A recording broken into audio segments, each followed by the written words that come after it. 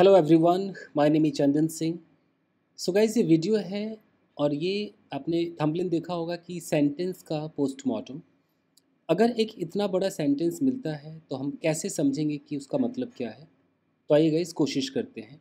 देखिए, यहाँ लिखा हुआ है the supreme court on Friday asked the Tamil Nadu government if the postmortems of those who died in the Karur stampede were conducted in just 3 to 4 hours after the tragedy। इतना बड़ा sentence है। हम सबसे पहले इसे सब्जेक्ट और प्रेडिकेट में तोड़ेंगे। ये देखिए, द सुप्रीम कोर्ट, ये हमारा सब्जेक्ट है, ये हमारा सब्जेक्ट एरिया, यानी कि हम यहाँ पर लिख देते हैं कि ये वाला हिस्सा हमारा हो गया सब्जेक्ट। अब सब्जेक्ट में ऑन फ्राइडे डाल दिया है। ऑन फ्राइडे हम लास्ट में भी लगा सकते थे, तो ये कोई मैटर नहीं करता है। अब जो वर्ब से जिसकी शुरुआत होगी, यहाँ तक जो वर्ब से शुरुआत होगी वो हमारा प्रेडिकेट होगा। तो यहाँ से यहाँ तक जो ये हमारा प्रेडिकेट हो गया, लिख देते हैं प्रेडिकेट।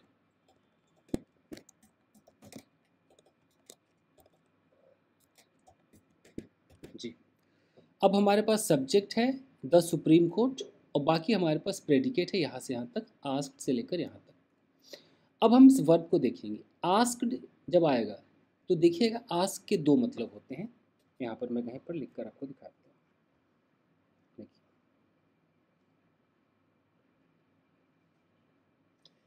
अगर आ जाए आस्क, तो आस्क का एक मतलब होता है पूछना और आस्क का दूसरा मतलब होता है कहना। अब देखिए, कब पता चलेगा कहना? आस्क हो, आस्क्स हो, आस्किंग हो या आस्क्ड हो, इसके बाद हमेशा याद रखिए कि एक ऑब्जेक्ट आता है। ऑब्जेक्ट का मतलब अगर प्रोनाउन है तो ऑब्जेक्टिव फॉर्म में आ गया, जैसे him, asked her, asked them, asked us, asked me, asked you, या किसी का नाम होगा, asked Rohan, asked his brother, कुछ इस तरीके से होगा। इसके बाद एक इन्फिनेटिव आता है, या इन्फिनेटिव फ्रेज आएगा या सिर्फ इन्फिनेटिव आएगा। इन्फिनेटिव भी आ सकता है, अगर इन्फिनेटिव के बगल में कुछ और है तो फ्रेज भी बन सकता है। तो अगर आपका सेंटेंस ऐसे आ जाए कि he asked Rohan to make tea, जैसे आपने देखा कि आस्क्ड के बाद यहाँ पर ये ऑब्जेक्ट आया रोहन, और जैसे आपकी नज़र इन्फिनेटिव पर पड़े तो आप समझ जाना कि इन्फिनेटिव अगर आ गया तो इस आस्क का मतलब अब पूछना नहीं है, इसका मतलब है कहना। तो ये किस फैमिली में आ गया? ये कहना फैमिली में आ गया, कहना। अब क्या मतलब होगा कि he asked Rohan to make tea, यानी कि उसने रोहन से कहा क्या करने को? चाय बनाने को। ये हो गया। अब है कि अगर इन्फिनेटिव ना आए, अगर आपके आस्क के बाद या आस्क्स है या आस्किंग है या आस्क्ड है, इसके बाद अब कोई ना कोई ऑब्जेक्ट आएगा। जैसे मैंने कहा कि आस्क्ड हिम हर, ये आएगा, ऐसे आएगा हिम हर देम। और अगर इसके बाद गलती से इफ़ आ जाए या वेदर आ जाए, याद रखिए इफ़ या वेदर आ जाए, तो आप इसका मतलब यूँ समझे कि इसका मतलब है पूछना। और पूछना के बाद यहाँ पर याद रखिए जो इफ़ और वेदर है वो एक क्वेश्चन को दिखाता है। एक क्वेश्चन है, मतलब पूछना प्लस एक क्वेश्चन रहेगा। अगर मैं बोलूँ कि his mother asked him if he would go to the market. तो जैसे आपने आस्क्ड देखा, आस्क्ड के बाद हिम देखा, यहाँ तक आपके समझ में नहीं आएगा कि पूछना है कि कहना है। जैसे आप बीच में इफ़ देख लो, और इफ़ के बाद यहाँ पर एक सेंटेंस होगा जो एक्चुअली होगा क्वेश्चन, बट वो लिखा किस में होगा? लिखा पॉजिटिव में होगा क्वेश्चन, बट लिखा होगा ऐसे अफर्मेटिव स्टाइल में लिखा होगा, यानी कि पॉजिटिव स्टाइल में लिखा होगा इस तरीके से, या नेगेटिव स्टाइल में लिखा होगा, लेकिन होगा वो क्वेश्चन। जैसे यहाँ लिखा हुआ है इफ़ के बाद यहाँ सब्जेक्ट है, तो ये पॉजिटिव स्टाइल में लिखा हुआ कि if he would go to the market, यानी कि उसकी माँ ने उससे पूछा कि क्या वो मार्केट जाएगा। देखो क्वेश्चन हुआ कि नहीं हुआ, देखो उसकी माँ ने उससे पूछा पूछा कि क्या वो मार्केट जाएगा। ये जो की है, इस की को दैट नहीं लिखना है, ये इफ़ ही वो सारा काम कर रहा है। तो अगर इस तरीके से आस्क के बगल में इफ़ या वेदर आ जाए तो समझ लेना कि इसका मतलब पूछा, और एक क्वेश्चन भी बगल में लिख। इफ़ के बगल में जो सेंटेंस है एक्चुअली वो क्वेश्चन है, ये इनडायरेक्ट स्पीच कहलाता है। जैसे अगर मैं ऐसा लिखूं कि रमेश आस्क्ड सोहन, वेदर भी आप लगा सकते हो कि वेदर ही, लेट्स से कि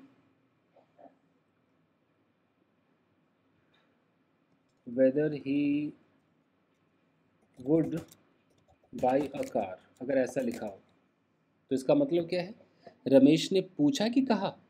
तो आपने देख लिया कि यहाँ पर वेदर लगा हुआ है, तो रमेश ने पूछा, सोहन से पूछा, क्या पूछा कि क्या वो एक कार खरीदेगा। आप चाहो तो यहाँ पर और नॉट भी लगा सकते हो। तो ये समझ में आ गया, ठीक है। अब एक आस्क होता है जहाँ पर इफ़ वेदर नहीं लगा होगा, सीधा आस्क का मतलब पूछना है, और सीधा ऐसा होगा कि मोहन आस्क्ड राकेश, मोहन ने राकेश से पूछा, बस। उसके बाद इन्वर्टेड कॉमा के अंदर नॉर्मल बातें होती है। मोहन ने राकेश से पूछा, क्या तुम बाजार जा रहे हो, are you going to the market. इसे हम डायरेक्ट स्पीच कहते हैं। तो ऐसे भी आपको दिखाई देगा। तो यानी कि आस्क का मतलब पूछना। कब पूछना, या तो इफ़ या वेदर लगा हो तब भी पूछना, या नॉर्मल इस तरीके से लगा हो, are you going, are you coming, ऐसा ही पूछना, या WH लगा हो, जैसे मोहन आस्क्ड राकेश, यहाँ आर बड़ा करते अभी देखते रहिए तब आपको समझ में आएगा।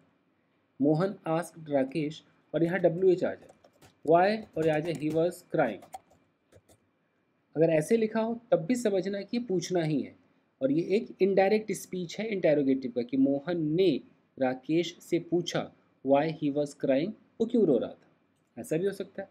और डायरेक्ट स्पीच में ऐसा भी हो सकता है कि मोहन आस्क्ड राकेश, या comma, inverted comma, why are you crying, ऐसा भी हो सकता है। क्लियर।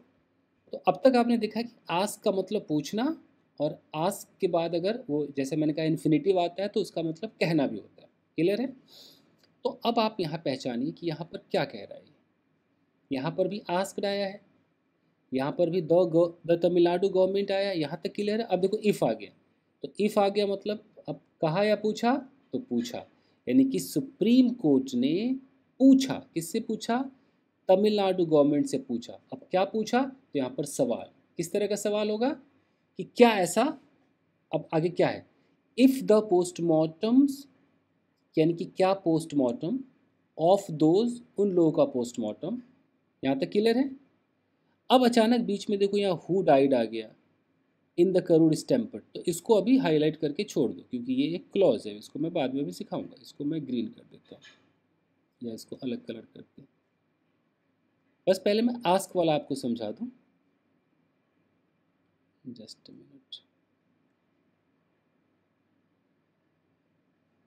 चलो, तो आस्क के बाद देखिए इफ़ से देखिए, इफ़ द पोस्टमार्टम्स यानी कि ज़्यादा पोस्टमार्टम की बात हो रही है, ऑफ दोज, उन लोगों का पोस्टमार्टम। अब यहाँ देखिए वर कंडक्टेड, तो ये पोस्टमार्टम्स वर कंडक्टेड, ये पैसिव है, पोस्टमार्टम कंडक्ट किए गए इन जस्ट 3 to 4 आवर्स, यानी कि 3 से 4 घंटे के अंदर, 3 to 4 hours.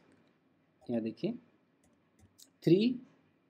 Just 3 to 4 hours after the tragedy के बाद। तो हम इस इफ़ को क्या समझेंगे, एक सवाल समझेंगे कि क्या, इसको क्या समझेंगे, क्या पोस्टमार्टम्स उन लोगों का कंडक्ट किया गया 3 से 4 घंटों में। इसको थोड़ा ऐसे करते हैं, देख रहे, if the postmortems of those were conducted in just 3 to 4 hours after the tragedy.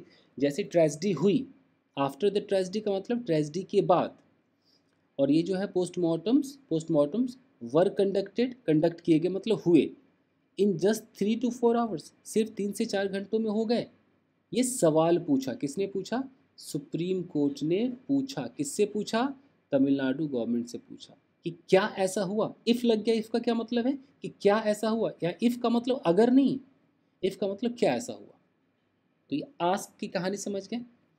अब अचानक बीच में अच्छा खासा इफ़ चल रहा था, इसके बीच में आपने देखा एक एक who died in the Karur stampede आ गया।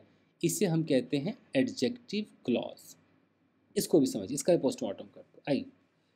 अब ये कैसे आ जाएगा, देखिए ये जो है एडजेक्टिव क्लॉज, ये हु से भी शुरू होता है, ये विच से भी शुरू हो सकता है, ये दैट से भी शुरू हो सकता है।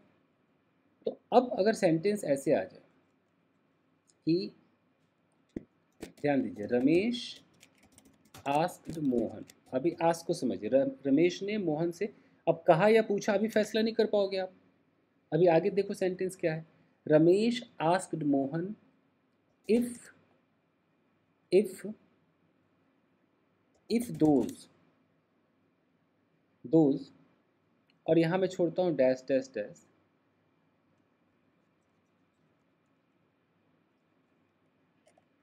Were arrested.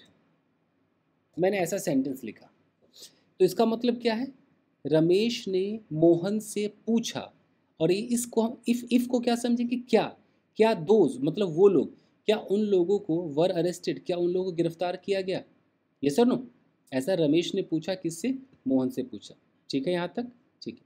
अब ये जो दोज है, मैं इस दोज के बीच में यहाँ पर एक कुछ ऐसा लिख दूंगा जिसे हम क्लॉज कहेंगे। मैं क्या लिखूंगा? Those, Ramesh asked Mohan if those who were playing in the park। अब मैंने यहाँ तक लिख दिया। अब देखिए, who were playing in the park, ये मैंने एक एक्स्ट्रा इन्फॉर्मेशन दे दिया, ये एक्स्ट्रा इन्फॉर्मेशन दे दिया। तो ये जो एक्स्ट्रा इन्फॉर्मेशन है, इसे हम क्या कहते हैं? इसी को कहते हैं हम एडजेक्टिव क्लॉज। देख रहे हैं, एडजेक्टिव क्लॉज इसे कहते हैं। बहुत इंपॉर्टेंट क्लास आपको बता रहा हूँ मैं, पूरा पोस्टमार्टम करना सिखा रहा हूँ। तो बीच में इस तरह की क्लॉजेस लगते हैं। जब ये एडजेक्टिव क्लॉज लगेगा तो ये किसका काम करेगा? एडजेक्टिव। एडजेक्टिव मतलब एक इन्फॉर्मेशन देगा, किसके बारे में? इस दोस्त के बारे में। कौन से दोस्त? वो दोस्त, वो लोग who were playing in the park, जो पार्क में खेल रहे थे। तो रमेश ने मोहन से पूछा, क्या पूछा? कि क्या वे लोग जो पार्क में खेल रहे थे वर अरेस्टेड, क्या उन्हें गिरफ्तार किया गया? क्लियर? तो अब देखिए आप इसकी पार्सिंग कर पाएंगे। ये देखिए, तो सुप्रीम कोर्ट ने फ्राइडे को पूछा, किससे पूछा? द तमिलनाडु गवर्नमेंट से पूछा। क्या पूछा? कि क्या द पोस्टमार्टम्स ऑफ दोज, उन लोगों के पोस्टमार्टम, किनके? हु डाइड, जो मर गए। कहाँ? इन द करूर स्टैम्पेड। स्टैम्पेड मतलब भगदड़। करूर में जो भगदड़ हुई थी वहाँ जो मर गए, तो क्या उनका पोस्टमार्टम वर कंडक्टेड, कंडक्ट किया गया इन जस्ट 3 to 4 आवर्स, क्या सिर्फ 3 से 4 घंटे में कंडक्ट किया गया? आफ्टर द ट्रेजिडी, ट्रेजिडी के बाद। क्लियर? ये पार्सिंग यहाँ तक समझ में आई कि नहीं आई? देखकर देखिए पूरा। तो आ गया द सुप्रीम कोर्ट, ये सब्जेक्ट, और ये आपका पूरा प्रेडिकेट वाला हिस्सा है। तो प्रेडिकेट के अंदर आस्क से लेके यहाँ तक मैंने आपको टोटल समझा दिया। ठीक है? तो ऐसे ही छोटे छोटे वीडियोस लाता रहूँगा पोस्टमार्टम के लिए, तो इसको ध्यान से देखिए, वीडियो को लाइक कीजिएगा। Thank you.